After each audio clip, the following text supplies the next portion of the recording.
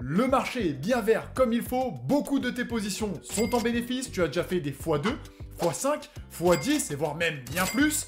Il est alors l'heure de prendre des profits. Sauf que tu aimerais bien optimiser ta sortie pour prendre un maximum de dollars, non? Ça tombe bien, parce que je vais te montrer un outil surpuissant, une technique secrète qui va te permettre de générer beaucoup plus de bénéfices que ce que tu aurais espéré, et tout ça de façon 100% automatique. J'appelle à la barre le trailing stop. Alors reste bien attentif jusqu'au bout, parce que je vais te montrer de A à Z comment le mettre en place pour que tu tires un maximum de ce bull run et que ton portefeuille te remercie. Mesdames les investisseuses, messieurs les investisseurs, bonjour, c'est Ben de Côté Crypto et aujourd'hui, tu l'as bien compris, on va aller optimiser les profits, la position de sortie avec un outil, le Trailing Stop. Mais avant tout, n'hésite pas à liker, partager, t'abonner et à activer la petite cloche des notifications pour ne rater aucune des vidéos de la chaîne. Tu peux d'ailleurs aussi me retrouver sur Instagram où je partage des astuces, des stratégies, des pépites au quotidien, mais aussi sur X et TikTok. N'oublie pas bien sûr que tout ceci n'est pas un conseil en investissement et qu'il faut toujours que tu fasses tes propres recherches avant d'investir en pleine responsabilité. Mais avant que je te montre cet outil presque magique, jingle!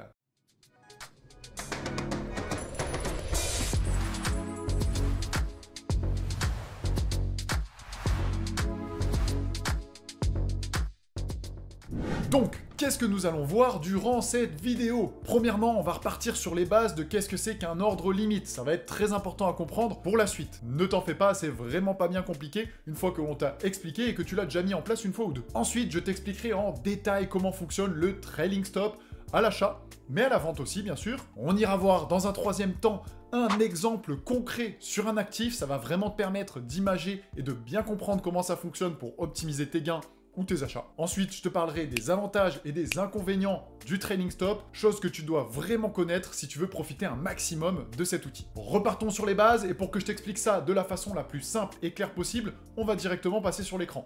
C'est parti! Comme à mon habitude, je te mettrai tous les liens safe dans la description pour ne pas que tu tombes sur des arnaques ou quoi que ce soit. Donc, tout premièrement, je fais le choix de la plateforme centralisée Binance parce qu'on retrouve ces deux outils notamment dessus. En plus, il faut pas se leurrer, à l'heure où je tourne cette vidéo, c'est encore la plateforme numéro 1. Donc beaucoup de liquidités, beaucoup de crypto, beaucoup de fonctionnalités. Perso, c'est ma plateforme de référence. Il y a justement un petit lien dans la description avec un lien de ref si jamais tu veux m'aider à gagner un petit peu plus et ça t'aide aussi à gagner des dollars de départ. Donc concrètement, qu'est-ce que c'est qu'un ordre limite? On va aller voir ça ensemble sur Binance, mais en fait, c'est-à-dire que tu vas mettre un ordre dans le futur où tu vas vouloir acheter ou vendre. Admettons, tu as acheté une crypto à 10 $, tu veux la revendre plus tard à 20 $ de façon automatique, tu vas mettre un ordre de vente limite à 20 $, et dès que ta crypto va monter à 20 $, tac, ce sera vendu. De façon identique, tu peux poser un ordre d'achat en limite en dessous de ton prix, c'est-à-dire que là, elle est à 10 $, tu veux l'acheter à 5 $, ben une fois que cette crypto, elle atteint les 5 $,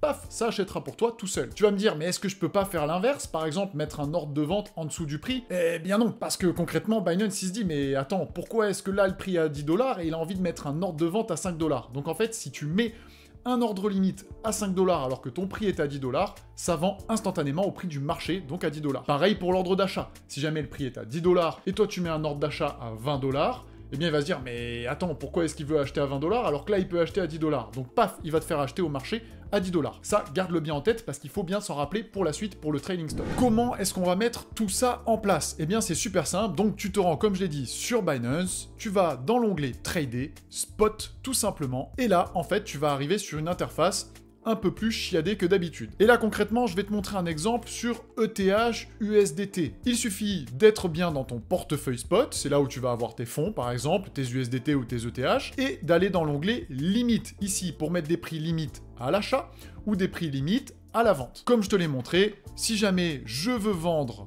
des ETH, parce que j'en ai dans mon portefeuille que je viens d'acheter, par exemple, à 3500, que je veux les vendre à 4500, je mets le montant du prix auquel je veux vendre, je mets mon montant d'ETH, admettons 0.01, tu vois que là actuellement j'en ai à dispo 0.6, et tu vas cliquer sur vendre des Ethereum. Et tu vas voir, ça va t'ajouter une petite ligne juste en dessous, dans les ordres ouverts. Et tu vas bien sûr avoir le détail, donc de ta paire, de ton type, que c'est une vente au prix de 4500 $ avec un montant de 0.01 Ethereum qui te donneront 45 USDT. Si tu veux le supprimer, c'est juste là. Et idem, on peut faire la même chose, admettons, waouh, je pense que le prix de l'Ethereum va descendre à 800 $, j'ai envie d'acheter 0.01 Ethereum pour 8 $, Actuellement, j'ai 45 USDT dans mon portefeuille, et donc je vais lui indiquer que s'il descend à 800 $, j'achèterai autant d'Ethereum que ce qui est marqué ici. Je clique alors sur acheter des Ethereum, et là c'est pareil, on a un ordre qui est créé au prix de 800 $ qui m'achètera 0.01 Ethereum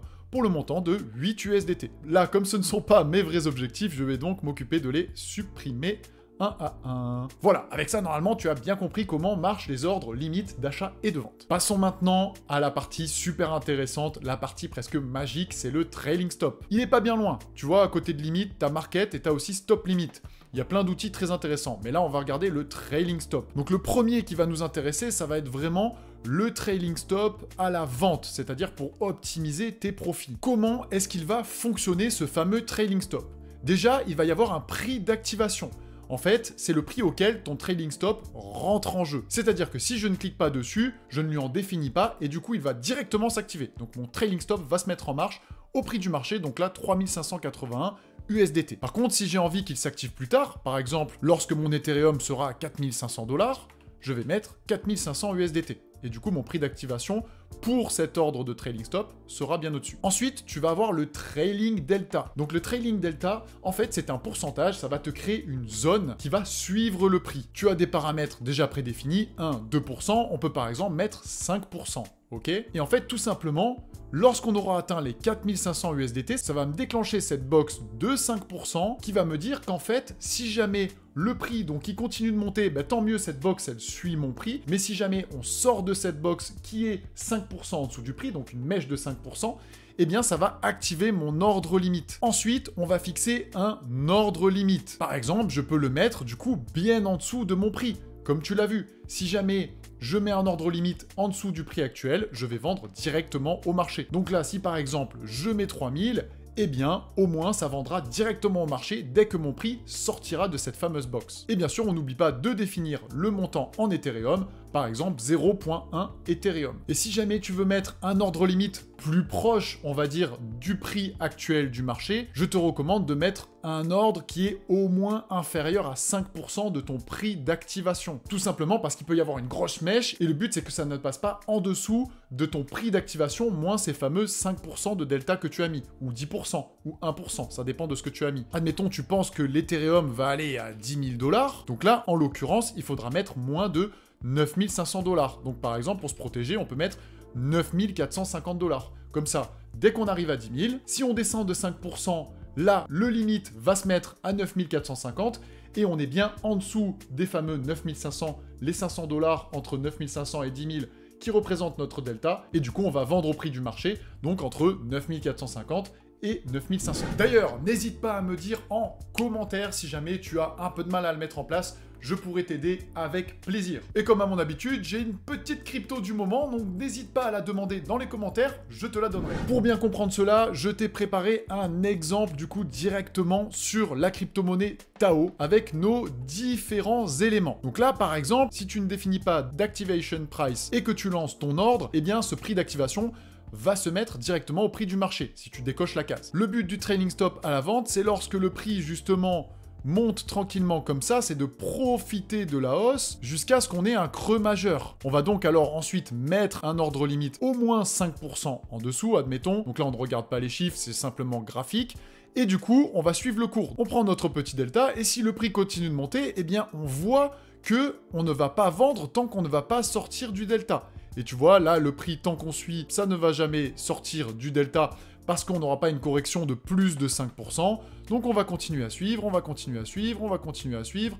On suit, ça monte, on profite de la hausse, on profite de la hausse. Sauf qu'à un moment, malheureusement, on arrive à un sommet et derrière, on a un creux qui nous fait sortir du delta. Et c'est là que notre prix limite est directement activé et qu'on va vendre au marché. Par contre, si tu te fixes un activation price plus haut, par exemple, tu penses que eh bien, Tao peut arriver à 1000 $, donc tu vas placer ton activation price à 1000 $. Tu vas te dire, j'enlève 5%, donc sur 1000 $, ça fait 50, donc tu vas te mettre en dessous des 950, admettons à 945. Et là, le prix, il va vivre sa vie, tranquillement, ça monte, etc., etc. Et d'un coup, on arrive à l'activation price. Donc là, le delta se dit, waouh, ça y est, c'est à mon tour de jouer. Il faut bien que je vérifie que si le prix descend de 5%, je lui permette de vendre au plus haut. Et c'est là que tu profites justement de la hausse avec tes paliers de vente, parce que bah là, de façon identique, on va avoir un delta qui va suivre très bien notre prix. Donc au lieu de vendre avec directement un take profit qui se manifesterait par justement un ordre limite en vente et qu'on vend directement à 1000 $, et bien là on peut profiter de la hausse par exemple jusqu'aux 1245 $. Et du coup, on vendra dès qu'on sortira de nos 5% avec un ordre limite. Par contre, voilà, un petit défaut qu'il peut y avoir, c'est que si directement, imaginons que tu as tapé super juste sur le prix d'activation, mais le prix se met à descendre directement, et bien comme tu peux le voir, il y a une chance que tu vendes un petit peu plus bas que ton prix, parce que tu vois, directement, dès qu'il va arriver, il va suivre le cours, il va être bloqué ici et on va vendre directement, au lieu de vendre à 1015 $, tu vas vendre en sortant de ton delta, donc 5% en dessous à ton ordre limite vers les 945, alors que si tu avais mis un ordre limite directement à 1000, tu aurais vendu à 1000. Mais bon, il faut savoir prendre le risque si on veut pouvoir aller chercher des paliers plus hauts pour optimiser sa sortie. D'ailleurs, les membres du club côté crypto ont pu se placer au plus tôt sur Tao justement, et maintenant ils ont bien préparé leur trading stop pour sortir avec un max de profit et pouvoir continuer de profiter de cette hausse pour gagner toujours plus. Mais comment? Tout ça parce qu'ils disposent d'un accompagnement, d'une formation, d'une communauté privée dans laquelle je partage des outils, des stratégies et bien sûr des pépites, tout ça pour qu'ils gagnent un maximum de temps, d'énergie et donc forcément de l'argent à l'issue. Donc si jamais tu es intéressé, n'hésite pas à répondre au petit questionnaire dans la description, ça te permettra de réserver un bilan gratuit de 30 minutes dans lequel tu m'exposes tes objectifs, où est-ce que tu veux aller en crypto, on se trouve un petit plan, une stratégie, et je te montre comment je pourrais t'aider. Une fois que tu l'auras rempli, je t'enverrai bien sûr un petit message. Et comme tu as pu le remarquer, il y a exactement la même chose à l'achat. Donc là, c'est pareil, on peut venir optimiser un achat. Par exemple, on va mettre un trailing delta de 5%, on va mettre du coup un prix limite